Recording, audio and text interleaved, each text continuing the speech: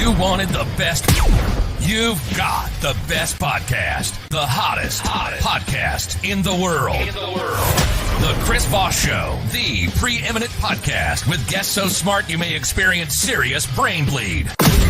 Get ready. Strap yourself in. Keep your hands, arms, and legs inside the vehicle at all times, because you're about to go on a monster education roller coaster with your brain. Now, here's your host, Chris Voss.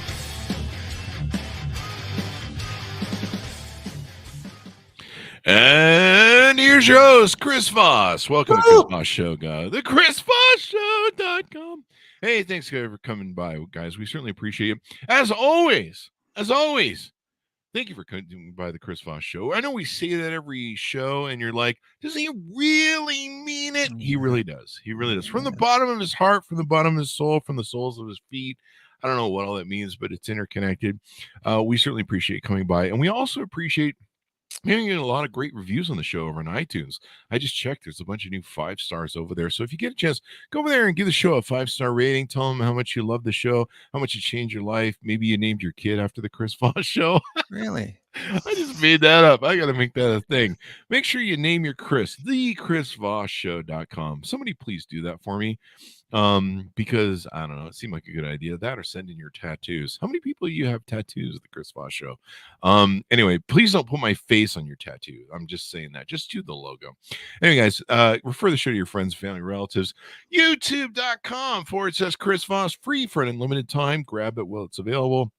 Hit the bell notification button. Go to goodreads.com/Chris Voss. See everything we're reading and reviewing over there. Also, go to all of our groups: Facebook, LinkedIn, Twitter, Instagram, all those crazy places those kids are playing. But make sure you subscribe to the LinkedIn newsletter. That thing is going crazy over there. It's even got this audio thing we haven't gotten a hold of yet, but we're working on it, where it can do audio rooms like Clubhouse. Also, the big 122,000 LinkedIn group. Subscribe to that as well on LinkedIn.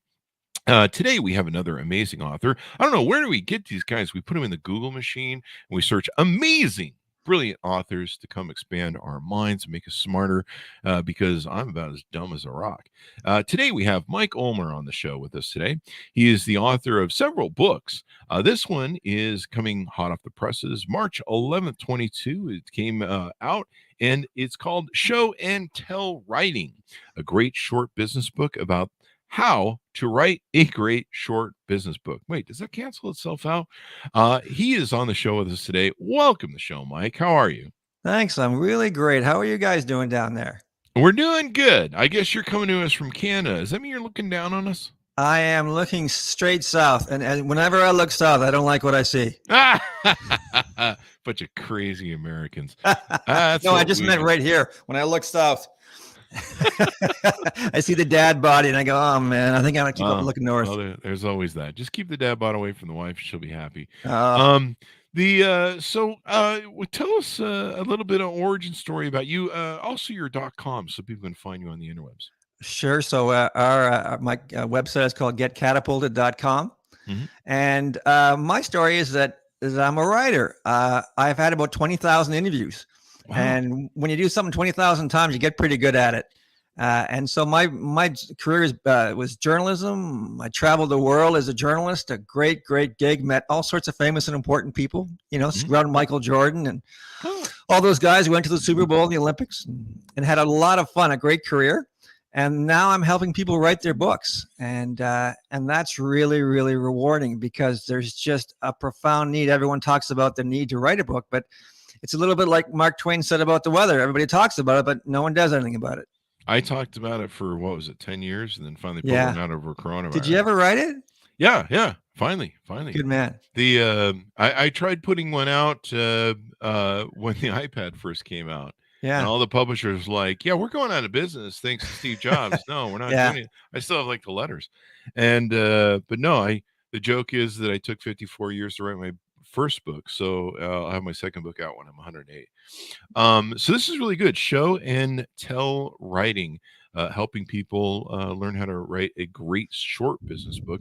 What motivated you, Ryan, to write this? You've got how many different books? People can find on I think Amazon? I've got about 14 or 15. I know it sounds silly because there's some that is sort of 95% me. I never know whether to count them or not. Sure. No, it was just a thing where I wanted to be able to help people. Mhm. There's just so much trepidation about writing. The thing about writing is that everyone you think does it better than you do, and so it's very intimidating. And my point is, well, like, that great guitar solo where Prince did, "Well, my guitar gently weeps," famous guitar solo. Just because you can't do that guitar solo doesn't mean you can't play guitar. It just means you can't be Prince. Yeah. And Or so you can just do rhythm. yeah, we all have the ability to write a great book because we all have fantastic stories. Our stories are our fingerprints. They're the only thing that distinguish. If you sell insurance and you sell insurance and you sell insurance, what's different? Well, what's different is the values that you formed and the journey of your life and how that underscores how you do your business. And that can only be told through story. I thought it was because I was pretty. No. No. Wow. We Canadians are sworn to truth up here. Feels, man. Wow. I know. We hurt people's feelings just randomly up here. I didn't know you guys are so vicious. You guys are usually so nice. I know. That's just your reputation. That's what we want you to think. Oh, wow. Okay. All right. Hey, don't send those brides I hired from Canada back. Anyway, so why a short business book and why not a long business book? Because the first purpose of any book is to be read. And people want a shorter business book because it takes less time to read it. And really, if you're writing 60,000 words, you're padding it. If you can't say it in 15,000 words, stop, because you're just putting air in the tube. Anyone should be able to say everything they need to say in 15,000 words. Yeah, that's what I'm going to tell my editor next time. 15. That's pretty much what my editor did. They took my 60, 80,000 words or whatever it was I wrote, and they handed me back like a page, and they said, they did you a favor. The only thing worth keeping. They did you a favor. There's that great saying. I forget who it was. It said, "I would have wrote it shorter, but I didn't have time." That's the trick. So I know there's a strategy where a lot of people will write short business books. In fact, I have a friend who gave me advice while I was writing mine, who's written like 60, and they're like really small. Like really how short, small? Like very small. Like how many pages? They might be. I'd have to go look it up. It's been a while since I talked to him since the book came out, but we used to talk a lot on Clubhouse, and Clubhouse quit being a thing. Yeah. They're really small. I think they're 5, 10, 15,000. I think they're really specific too. They're really like, here's how to do a task. But he uses 50 pages or 75 pages or 100 pages type of thing. Might be. Yeah. I'd have to go Google it up. But his key is, and he doesn't charge a lot of money for him. His key is he uses them list builders. Yeah, I believe so he makes these cheap, really unique books, and then he uses them to build his list. So inside of his book, he's got a QR code, and he's got sign up for my coaching services, and it's really about perfect sense. It's really about consulting and list building. And I was like, wow, because lists are really a great way to make money. So go ahead. There's two things about writing a book. The first thing is you get most of the value from it without people opening the book. The fact that you have a book is an instant credibility builder. Now, it's lousy if people read a lousy book. The other thing about a book is that the journey of writing a great book, you find out the story you need to tell every day for the rest of your life. Then you write the book. So what we do is we help people write that book. We interview them, and generally it takes about 3 or 4 hours for them to go through the entire process and have the book. Generally, we do deal with clients who have more money than time. But it's that understanding of your life that comes with it and how you got here and what it is you do, and everything you do kind of is in a much more clear focus. And so we tell people, look, we'll help you figure out what your story is, and we'll throw the book in for free, because really the great value is that A, you have it, and B, we've helped you figure it out. Yeah, totally. It's telling people stories is really unique. You mentioned at the beginning about how stories are really what separate us. I didn't learn till I was about I think 48 or 50 the importance of how stories are. For some reason, I knew how important they were because I collected mine and was kind of like a griot for 54 years retelling my stories, and I didn't realize I was retelling all my stories because I was trying to remember them. I know. My wife will tell you the same thing. Yeah. And it's because she was hearing all your stories and going, seriously, this one again? They say that the wife has heard the husband's stories thousands of times, but the thing about kind of the show and tell thing, Chris, is that what we observe when we see something is far more powerful than what we're told. So if you show someone something and let them figure it out, that's how we're built, right? Our amygdala works, and we take information in, and we have to believe that that information is real and we can act on it, right? So if someone tells me that that they're honest, or I see someone do an honest thing, seeing them do the honest thing has far more power. So the trick to great, convincing people that you have merit is to mix in the show with the tell, because you have to tell people stuff. So I'll give you an example. The movie The Big Short with Margot Robbie. Remember, she's sitting in the bathtub drinking champagne, explaining to you trenches and financial things. That's a sheer tell, right? You're listening to Margot Robbie. That's a sheer tell. But all things that you observe about someone, maybe they don't even know that you're watching, or a story that you tell about how you stayed at something, or how you stuck with something, or how you valued somebody in your family. When someone hears that story, they're going, oh, okay, this is someone who has these qualities that I look for. And so to show and the tell are both really intermingled. And when you put them both together, they're really, really powerful. And that's how we're built. We have to draw conclusions. Definitely. It's the stories, I realize that stories like movies, film, TV, that's how we learn. It's how we learn, how we track stuff. I taken, I just never realized how important they were, but I was carrying around these stories, and just madly telling them to everybody. And I was starting to forget a lot of them, which is the sad part. Back when I had all my companies and we had a ton of employees, hundreds of employees, I've had thousands over the years. I could have written like 4 books on employee stories about all the craziness my employees put me through. And I never wrote them down. And unfortunately, a lot of it's gone into the ether. But, the fun part is now that there was a big relief when I wrote my book, and it's kind of half a memoir, and I put my stories down. There's been a big relief in my brain where my brain's like, finally, we got that on paper. Isn't that interesting? You needed to tell that. I needed to put my mark. It's a weird feeling that I got, that it's like, hey, I just did something that's going to survive me. Yeah. And it's going to be around at least as long as Amazon's around. There is an element of immortality, to it. When you have your book, you're showing those who come after what it was about, and you're telling them in real time. I did a book. I got a lot of books, so I'm in all sorts of libraries and people's homes, and it's awesome to walk into a library and find your book. It's cool. I've spoken to about 20,000 kids about writing, and they give me entire schools. And I go and I talk to them about writing. We talk about different elements of writing, about rewriting and about editing and stuff like that. And it's just the best. It's just the best to have. So I know what you mean. Having written a book, there's a great saying by Dorothy Parker who said, I don't like writing. I love having written. Yeah, because the editing process, oh my gosh. That's true, because writing is really hard, man. I mean, writing is hard, because as soon as you get a little bit better at it, you can't cheat people with the stuff that you put out yesterday. Right? So you have to make it better. So the bar is always climbing. You don't get any better. You just get faster. Yeah, hopefully so. We're working on the second, third book right now. So nice. That's good. So you help a lot of people. So you basically help people, coach them, get their book out. Do you show them how to do all the editing, all the promotional stuff? All we do is there's so much emphasis on Chris on marketing the book. Everywhere you go on Clubhouse, there's people that are going to tell you how to market your book. We're going to make you the #1 list. We're going to put you on, the Amazon list for this category. It's just such crap. Write a good book. Okay. Every great business book has 3 pillars. Okay. And here's what they are. There's a great proposition that really gets your attention, like the 4-hour work week, right? Something that twists your head over when you're walking by the bookstore and says, I got to look at that. It can be anything. It can be How to Win Friends and Influence People, which is a great title.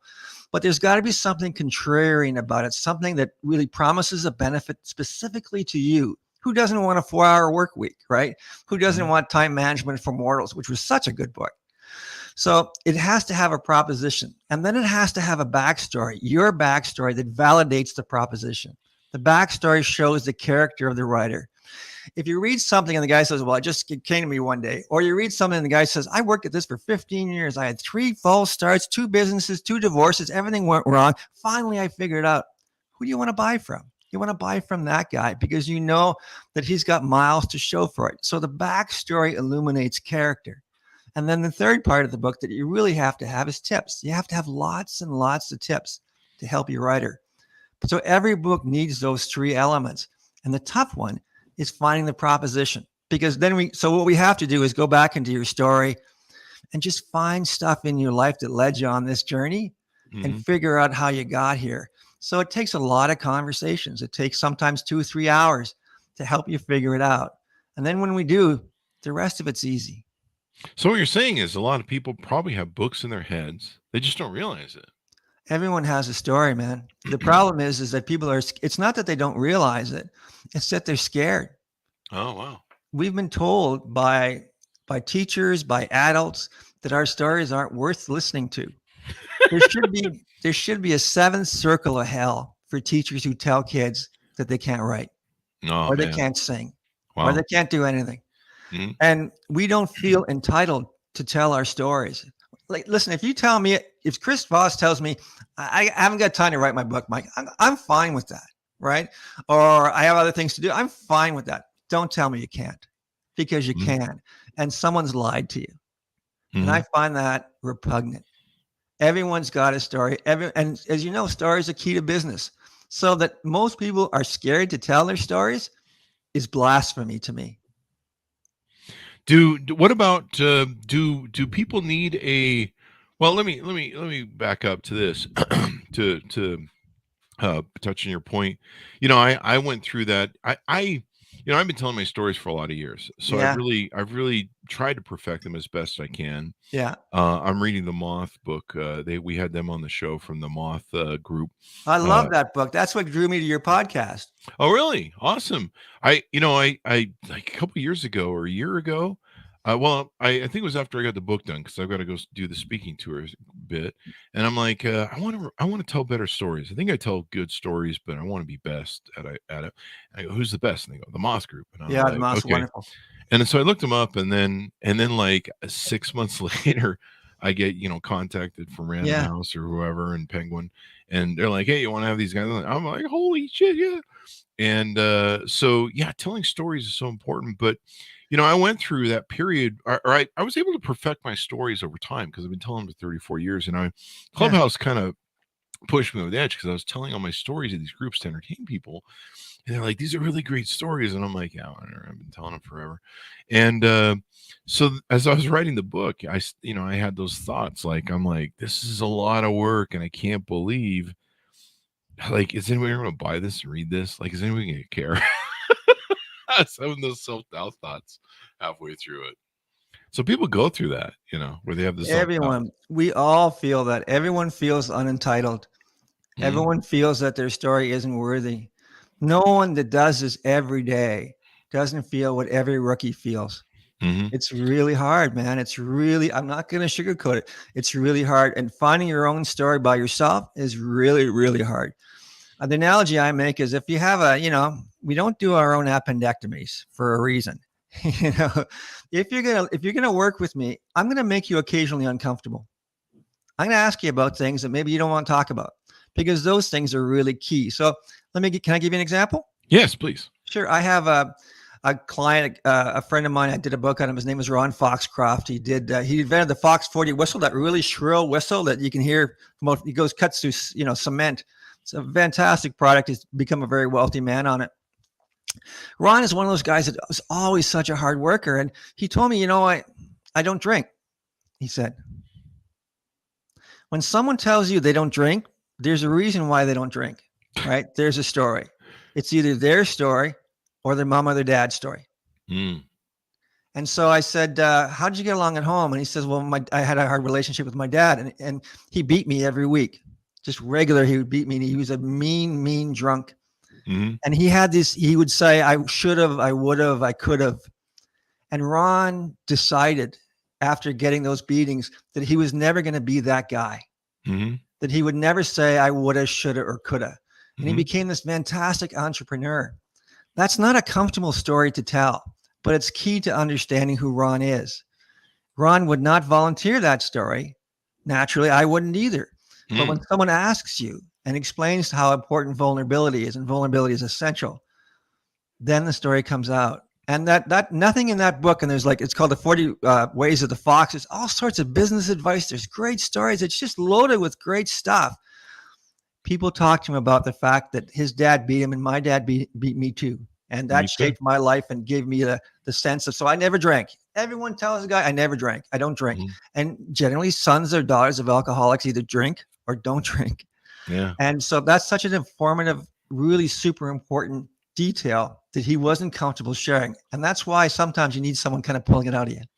Yeah. I mean, ask the hard questions. I mean, these are stories or life lessons. They're, we don't get a manual in life. Like no one has, unless you got one. Do you get one? No, actually I have several. I wrote 14 manuals. Well, you wrote them. Yeah. You didn't get handed one, right?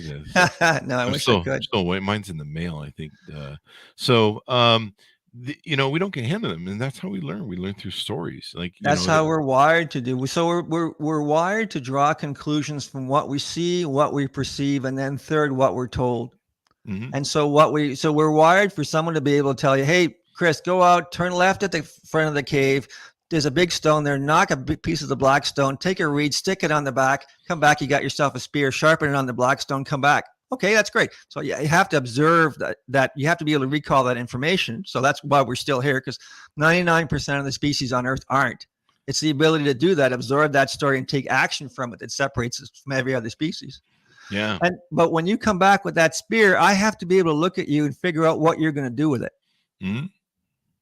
And so it's the ability to discern body language. It's the ability to draw a conclusion from the way you're standing, from the way you're looking at Gorg next door to me. All those things so I have to be able to absorb information, but I also have to be able to make a judgment based on all those other clues. And that's what showing and telling is.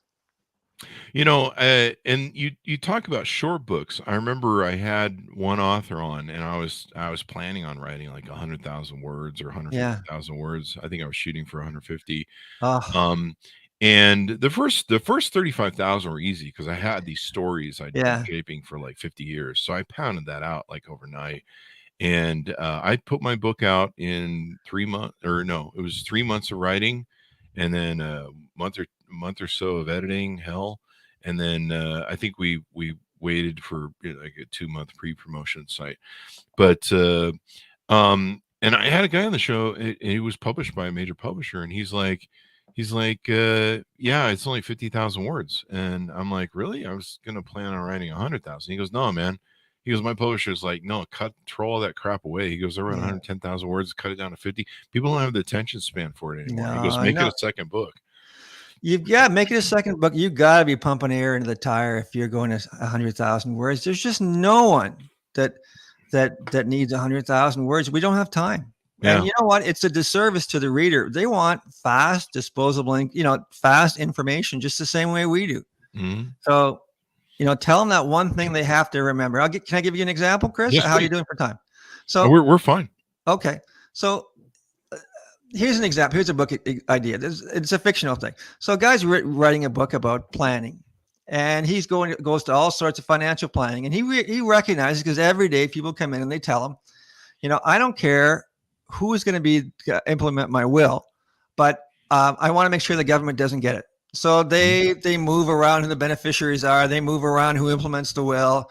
They do all this stuff, and the result is chaotic. Families are destroyed routinely, right? It happens all the time, because they're so obsessed with beating the inheritance tax. Okay. The IRS reports that less than 2%, even less than 2% actually, of the wills in the United States generate an inheritance tax. The boogeyman does not exist at any measurable volume, right? The financial planner understands that. So he tells his clients, look, don't do that.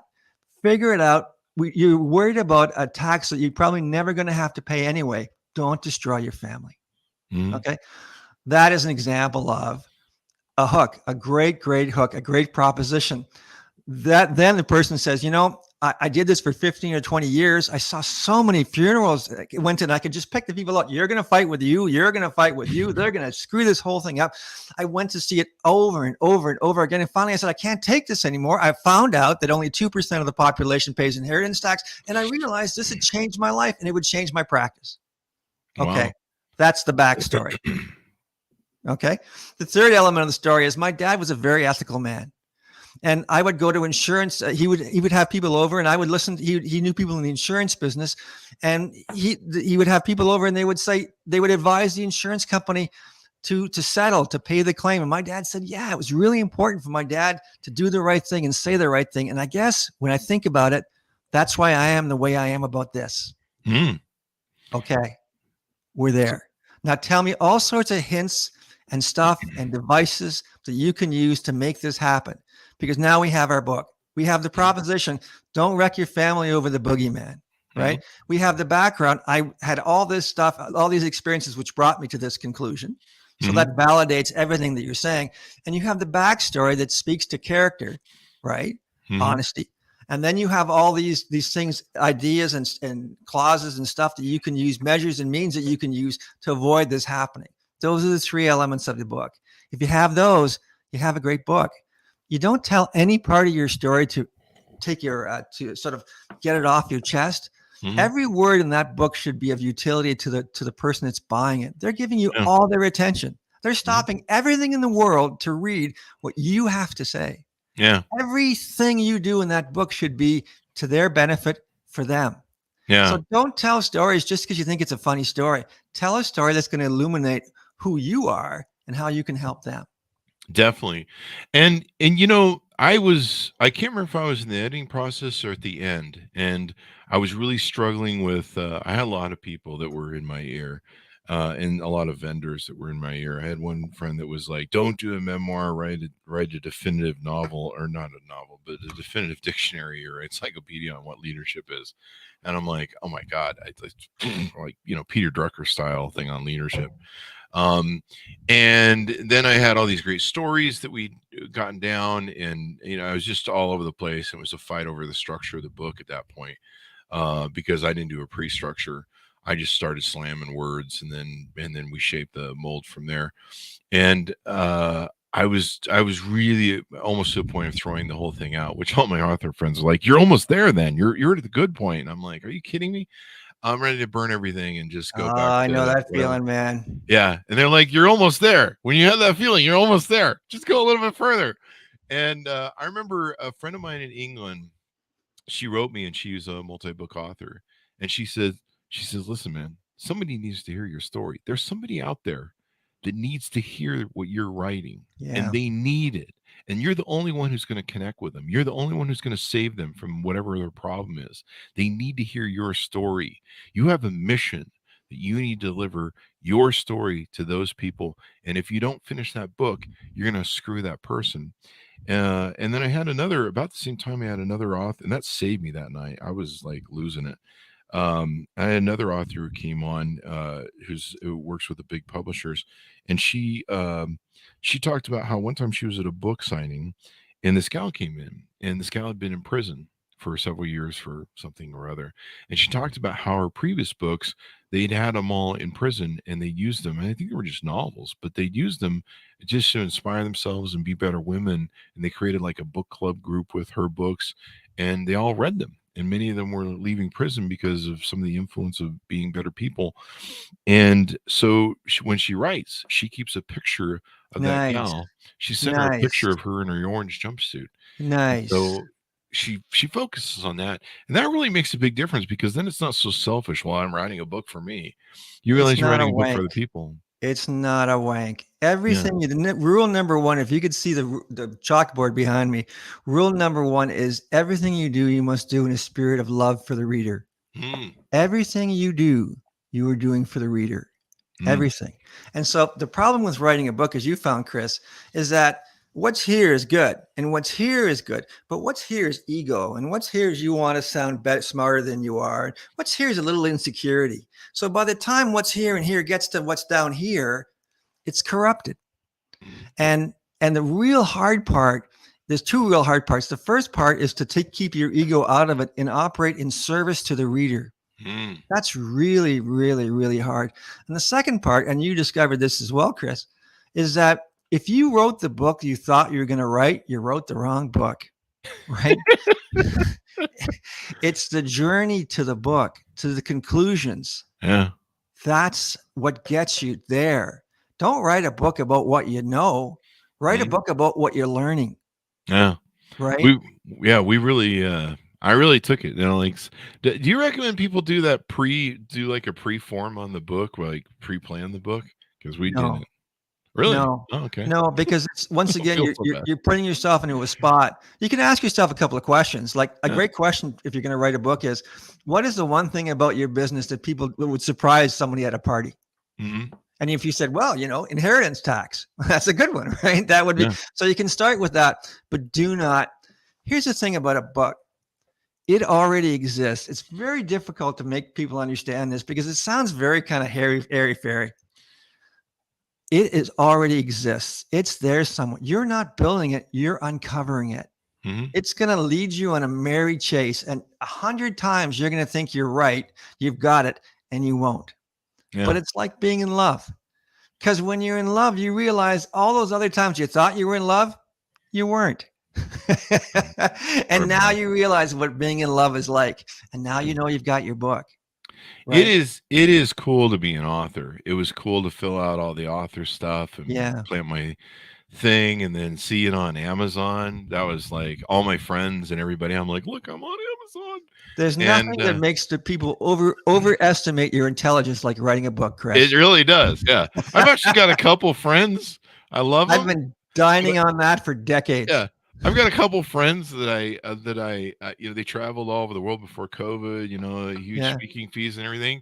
I found I was like, I need to fucking read their book, and I'd go buy their book, and I'm like, and it'd be like type that was like this large and just horrible origin stories, and I'm like, serious? You built this career off this thing? Yeah. And not everyone's booked that, but there's a couple ones that are real standouts. That's like. And then I realized that a lot of people don't read books; they buy books and listen to books, which is great. And that's what I did too. So yeah. I still got to do my audiobook. I think those are fun. Those are a lot of fun. But it is. There's nothing that makes people. It's just amazing. 50% of the value of having the book. You don't even have to release it. Just put it on Amazon and don't even sell one. Yeah. Even just when I'm dating, you say you're an author. Even when I'm dating, women are like, "You're an author." I can't believe you date. Really? Yeah. Well, I couldn't afford all the divorces, so I never got married. I'm still saving up for my first divorce. How many times have you been married, man? I was engaged twice, never been married. Yeah. I tried. I putted up to it and looked at it and went, this is going to end in less than 5 years. I can tell. So no kidding, eh? Yeah. So you did the cleaving, you did the breakup? Yeah. I usually leave. I'm a real free bird. I'm kind of broken too. Early on, I had a modeling agency and an acting agency. It was one of our empire of companies that we had. And so I lived kind of as the Hugh Hefner of Utah for a while and had a bikini team. One of my friends, Ron Rice, who went to Tropic and had a lot of girls that went to the Playboy Mansion and stuff. And I never got to go hang out with Hugh, but I knew how Hugh operated pretty well. So I got kind of an interesting life that's behind me. And I don't know, man. I've seen a lot of people go down that road. Oh, one of the other things is I had a mortgage company for 20 years. So I read a lot of divorce decrees and heard a lot of divorce stories. I'm sure. And after a while, you kind of go, yeah, I don't. No, man, I got it right the first time. I met my wife when I was 18 years old. And, now we didn't know at the time, but what she was doing, she was like, she was stalking me. You can't say that now, but she was I tell her that you were stalking me, and she laughs at me. I met the perfect woman when I was 20, man. I was so lucky. When I was 18, actually. That's what you got to do. I mean, that's what they're finding now with the data. You've got to get those girls that don't have a high body count, and they've all my friends that are still married, they married in high school. Yeah, I find that to be really true. And I think that 30-year-old women come already pissed off, and I don't blame them. If I had to deal with the goofballs that they've been dealing with, guys that are sending them all these photos and stuff, I'd be pissed off too. Anyway, True. any True. hoozle. So the other question I want to ask for you is, Yeah. I guess you recommend people self-publish. What's the difference between self-publishing and using a big publisher, in your opinion? Well, a big publisher is almost impossible to get. Lists are getting smaller. Publishing houses are closing. And we have the tremendous advantage of being our own media companies. All of us are our own media companies. So you can self-publish, and so what we do is everything up to the moment that you roll the book off the line, we do. Mhm. So we'll pick the cover out for you. We'll edit it. We give it the anywhere 10 of Dutch copy edit. We do the interviews. We format everything. The book looks great, and then you just roll off it. And that's the beauty of it, because you can do anything with that book. And it's such a powerful tool. But I just write a good book. Don't worry about marketing it. Don't worry about lists. Don't worry about any of that crap. Write a great book. Everything else will take care of itself. Yeah, I mean, you can get a good speaking career going. It's like, Yeah. I remember even doing speaking, people would always be like, "Do you have a book?" And you're like, "No." And they're like, I was really lucky too, because I was shooting for publishers, and I was hoping, because we have so much. I mean, we have a great relationship with all the publishers. They book all their people on our show. Yeah. And I'm like, maybe I can find it in or some way to make this work. I'm already friends with the part of it, the editing crew, and so, or at least the PR crew, and so I was going to shoot for that, and I had one of my friends call me up, who's a very large name, and she got a fairly good offer, and she's like, "Don't do it, self-publish," and the control that you have over copyright, and if I want to go back and edit something, I can do it at Yeah. will. Yeah. It's really great. We actually flipped around the book, the structure of the book, a Yeah. week or two into it. There's so much more power, and she got talking to me, and I was like, holy crap. And they bury it pretty much with all the advertising they do and everything they put into it. Trying to get beyond your advance is quite low, and I was kind of surprised too as to the advances, and I was like, I can make more selling that book and speaking than those sort of advances for somebody who was like nobody. And they're advancing you your own money, man. And so, a royalty is like somewhere around 12%. So 50% of the markup of the book happens in the store. Okay. You're not getting 12% of the $20. You're getting 12% of the 50. of the $10. And then there's a whole lot more things coming out. Really, books are not really very profitable things through the major publishing houses unless you have a hit. And that's really, really hard to do. So so rather than take that 1 in 1,000 chance, write a great, awesome book and use your only social media, all the elements that you have, because we are our own media companies, to promote that book and have control over every word, every comma, every syllable. Yeah, you can go back and change it. You can go back and edit it. You can cut it into pieces. Once you give away that copyright, anytime, like my friend was like, yeah, I wanted to go change something. And a lot of times you don't get to pick the cover of your book. You don't get to pick the title sometimes. A lot of others will tell me, in the green room, they're like, yeah, I didn't even get to pick that stupid title. No, I know. I'm like, people gave me a bad time when I was picking the cover of my book, and I'm like, I'm gonna have to look at this for the next however long I'm alive. Yeah. So I don't want to be in a book signing hating myself, going, I hate this cover. Why the hell did I do this? So I'm gonna find something I love. One of the things, I was looking over your website as we were talking. Yeah. How long does it take to get my book back? So do you interview people and then you have somebody go write the book, or so no? What we do is I interview them, or one of our staff members interviews them. So there's two things. We're sort of getting into helping people sort of write their book, because there's a real market there. People that just want some help. So we're kind of figuring that out. Our basic service is, you call me, Chris, you call me, and we schedule 3 interviews, 4 interviews, and we talk for a couple of hours, maybe 3 hours, and we sift around and we find what that thing is, what that really, really great hook is, that proposition that's yours. And sometimes that takes forever. I had a friend that was writing a book. We were writing a book about servant leadership. And he's a big proponent of servant leadership. And we were talking hour 3 or something like that. And we were talking about millennials. We were talking about how we taught them to sort of just want what they want. If they didn't get it, they walk, right? And they, and that's really causing a lot of consternation. There's a lot of talk about millennials being entitled, all this stuff. And my friend says, and he's a business coach, he says, they're right. They're absolutely right.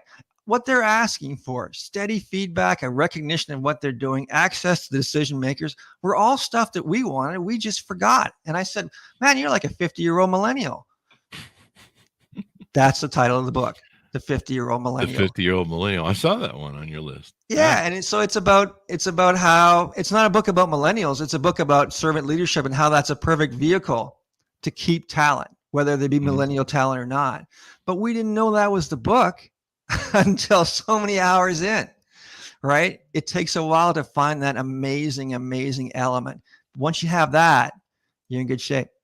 And I imagine you help people shape their stories, because some people, you can kind of have to turn them into something. And that usually happens during editing too. Well, not editing, but me re-editing. Like I would write the story and then I would go back and I'd be like, how can I flesh this out and make it more, give it maybe several different rungs going on, or some different aspects going on, where it's just not one thing. There's like multiple things happening, and being able to play it out that flows in an even way. And I remember restructuring, some of my stories a million times. And to me, they got better than the way I used to tell them. And of course, the telling it in a book format is a whole lot better than just telling people a story, because there's a lot of nuances and a lot of kind of segues that kind of offshoot. Sometimes you can put that in the book, but people don't really like to hear that in a verbal story. No. At least in, I don't know, my opinion. But yeah, as we round out the hour, anything more you want to touch on or tease out about what you guys do in your service and the book? No, that's really kind, Chris. Really, we're looking for people that know they want to write a book, and just don't know how. They don't necessarily feel entitled. Maybe they have a bit of money because they weren't spending over COVID, and they want to push their business to the next level. Maybe they want to get into some speaking engagements. Maybe they want. The other great thing about a book is that you know what your story is, as I mentioned, for the rest of your life, and you can spin all your social media content out of that, right? Yeah. You've got your story, you've got the book. The book is your script. That's it. You're done. Just excerpt from the book and riff off your book. Never have to worry about what your social media is going to be again. Yeah. It's pretty handy. That's a pretty handy thing. So the name of the website is, as I do the shameless plug, is Get Catapulted, CATAPULTED.com. And if one of your listeners just wants to talk about it, we just book a 15-minute call and we explain the process and we kind of kick around their story, and maybe I can help. And if we can just send them on their way with an idea or two, and that's enough for them, well, then that's enough for me. There you go. Lots of good comments. People have been loving what we've been talking about. The other thing that you touched on is when you do a book, it's a great business promotion. Like we just had the the meetup.com CEO on. He was promoting his business. I think there's a GoPro or 1-800-GO trash guy or whatever. We had another guy on who's a blue collar guy who talked about how to become a multimillionaire in blue collar business, which no one really talks about.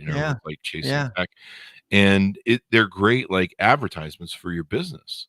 And so you can do that and take that to the next level. And it really does. Like, I think the 1-800 guy, I've seen him all over LinkedIn. It's the 1-800 trash guy where you pay to have the trash bins brought and they fill them up. So the guy's like everywhere, and he uses it everywhere on LinkedIn. Just huge. And he's got a book and everything, and just it really is fun to be an author. Man, I've loved it. I've loved being one. I've loved telling people, what do you do? I'm an author. And every word is your own, because we've talked to you, because we've interviewed you. And so what we do is we take the transcript and we shape your book with it. So every word that's in that book, you said. Yeah. Right.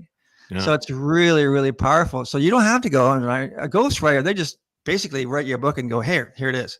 Yeah. And maybe it's about you, and maybe it's not, or it's really just fiction. Yeah. But your book has you spoke every word that's in that book. There you go. And that's really powerful. Yeah, definitely.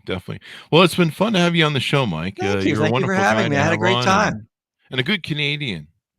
Good Canadian guy, as a hockey commentator used to say. I love Canadians. I need to go hang out there.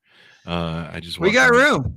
Yeah, that's true. You do. You got plenty of space. I need to go see Geddy Lee and Alex Lifeson up there and throw rocks through Nickelback's windows or something. Boy, there was almost a national day of mourning when their drummer died, when Neil Peart died. Yeah. He was extraordinary. People love Rush, man. People love Rush. My guitar teacher was just a wonderful guy. He thought Rush is one of those bands you either get or you don't. And I'm going to tell you, I don't get them, but there's a lot of people that love them.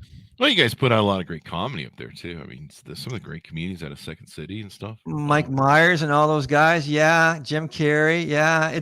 Some people think that's because Canadians sort of have this, they're the quiet person in the room looking at the really extraordinary people, and they're the ones that are taking all the notes.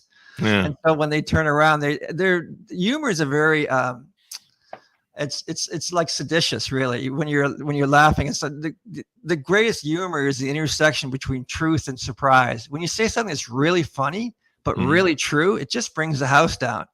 And you have to be someone who observes. And as Canadians, we spend a lot of time observing pretty interesting stuff south of the border. That's true. You got to watch our crazy America stuff going on that we're always up to. We're the crazy drunken brother. We are, as Robin Williams said, it's being a Canadian is like living above a meth lab. That's pretty much true, especially these days. And it'll probably get worse. And we're trying to import some of that up to you guys. You guys had that big trucker thing going on. That was bad. Like here in America, those guys were to get dragged off on the first day, and they should be. Those guys were terrorists. They were terrorists. Their goal was to overthrow the government. I voted for that government. Thanks. Did you see what we did in California when they tried that? What'd they do? They egged the crap out of the trucks when they passed through town. They got egged. They had to leave because they were getting. I'm okay with that. It was kind of, but yeah, those trucks sitting there for that long was just amazing to me. I'm like, here in America, man, we tow shit. We don't fuck around. The thing is that they came and they came into a milieu, a country. There was no precedent for that, right? And so they had no natural predators. Here in America, we have lots of natural predators. There you go. We are the natural predator. That's why we waited for 3 weeks until we got rid of them. You guys are so polite. Here in America, we're just like fucking be assholes to everybody. That's how we're gonna die. Man, I don't agree with that. I find you and I were talking earlier, man. I think that there's so much good there. I really do. Well, I think President Obama said it the best. He said American democracy is not perfect, and it's there's something in our Constitution. What does it say? We're striving for a more perfect union, and that strife never seems to end. He goes, but we tend to zig and zag, and the hope is we always zag back. So anyway, thank you very much, Mike, for being on the show. We really appreciate it. Thanks for coming by. I had great fun. Thanks for having me. There you go. Thanks, Simonis, for tuning in. Go to youtube.com/Chris Voss. Hit the bell notification button. Go to goodreads.com/Chris Voss. See all the groups on Facebook, LinkedIn, Twitter, Instagram. And remember to refer the show to your friends. Thanks for tuning in, and we'll see you next time.